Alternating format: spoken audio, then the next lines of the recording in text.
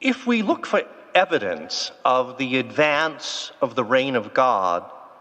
we are unlikely to find much, if any, on the news on any given day. And social media, where many have begun to spend a large portion of their time and their lives, where hate-filled comments and crass and vulgar expression abounds, is largely another wasteland, where it is the darker side of humanity, rather than the values of Christ and his kingdom, that are readily on full display.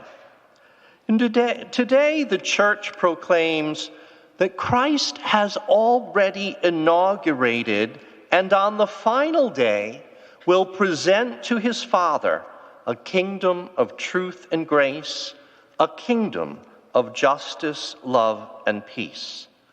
We can look back at history as well as contemporary reality and conclude that no nation or state has ever yet succeeded at creating and conducting itself in complete harmony with the attributes of God's kingdom. But rather, it's evident that the forces of darkness, while not ultimately triumphing, have certainly been evident in every time and place. So today, lest we lose hope, we must recall what we know about the reign of God and how we might not only identify it, evidence of its existence and its advance, but more importantly, assure that we are very much a part of it. First, we have to suspend any expectation that God's reign would exist in one place or nation more than another, or that it can be brought about by command or force. Rather,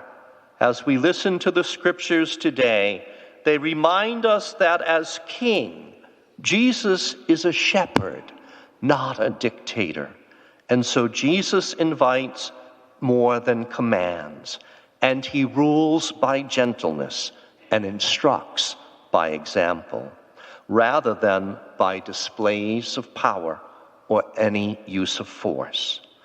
Those whose hearts are attuned to the voice of that shepherd will care as he cares and do as he did. Indeed, Jesus' way is the way of love and forgiveness, even of enemies. And so there is no cycle of violence and vengeance in his reign. Jesus speaks only truth, so his word above all is to be trusted, and his justice is one that is always tempered by mercy,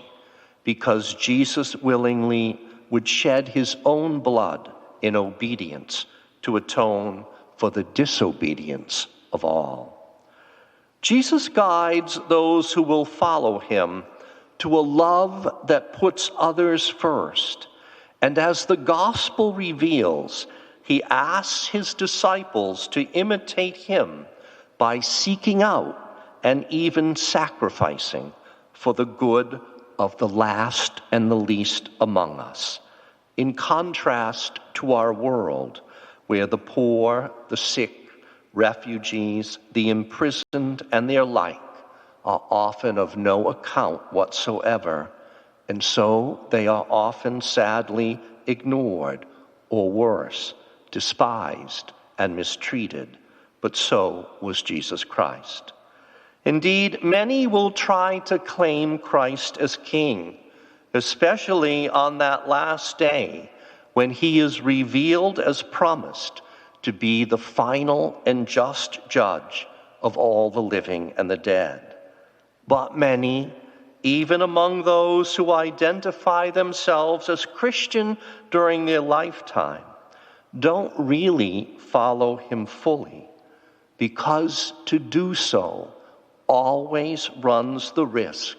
of being considered a fool by the world whose ways Christ's truth often contradicts and upends. Yet let us have certainty that beneath the surface of all that could daily disturb and distress us, all the evil, all the corruption, the hatred and division, the violence, both verbal and armed, that underneath it the divine reign is still ever present, and that reign is moving steadily toward the last day, when a new future will dawn in which God's will alone will be done. So who are we, and how do we want to be found in the end? The choice is always ours to make, because Christ the King is never coercive, nor does he actively condemn. Rather, it is us who by our worship or not, by our witness or not, by our good works or not, will reveal whether in the end we are righteous or not, and thus ultimately whether we are citizens of a reign that is eternal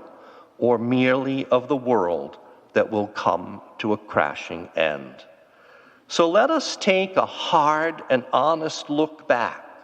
a look at our schedules, our calendars, our credit card statements, and our checkbook registers for this year that is rapidly coming to a close,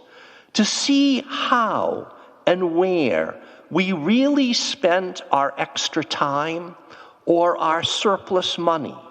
and carefully consider each engagement or each expenditure beyond the basic necessities of life, and then mark W for world or K for kingdom. If we find out that we're spending more time and resources on the world than we are on the things of the kingdom, then let us start to formulate resolutions now that will help put us back on track for that kingdom that is without end, rather than for a world which is destined only for a final one.